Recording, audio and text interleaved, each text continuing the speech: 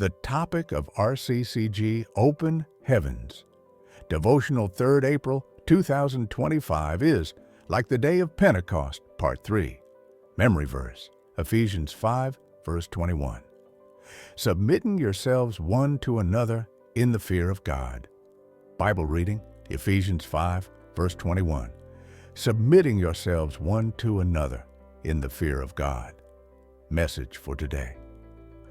Over the past 2 days, I have been discussing the significance of the events that happened on the day of Pentecost. On that day, everyone in that upper room received a touch from God.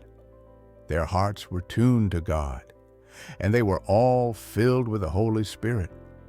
If we truly want a revival in our generation, we cannot watch weak believers remain in their weak states. We must sharpen each other. Proverbs 27, verse 17, such that the weakest among us will be working miracles. If we're really united, we won't look away when we see a brother dozing when he should be praying. We will hold his hand to encourage him to pray.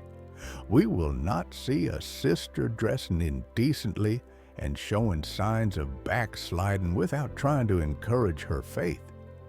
If someone's fire seems to be dying, pray for the fellow, rather than use him or her as a bad example to others to make yourself look righteous. Everyone in the upper room on that particular day received a touch from God because they submitted to Him and to one another. Nobody felt superior. In the 70s, I knew a young man called Bro Sam. He wasn't a member of RCCG, but he was very popular because he was heavily anointed by God. He couldn't speak English, but he was so anointed and was well sought after. On one occasion, he was invited to preach at a college. When he got up to say that he didn't speak English and would need an interpreter, Queen's English began to flow from his lips. He didn't know what he was saying, but the message kept flowing.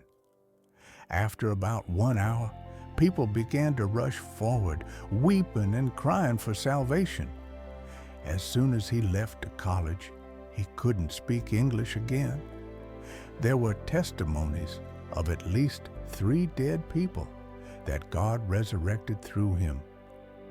Whenever he prayed for the sick, he would describe how their sicknesses were moving out of their bodies until they were completely healed.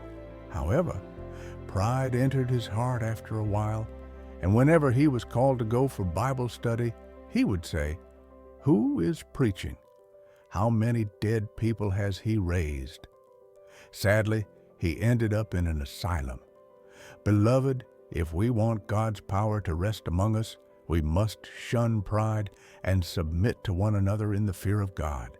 Ephesians 5, verse 21, we must also look out for the feeble among us and lift them up. Action point.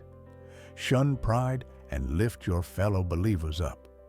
Bible in 1 year. 2 Samuel 8, verse 11. Hymn 24. I want to be like Jesus. Thanks for listening. Like and subscribe.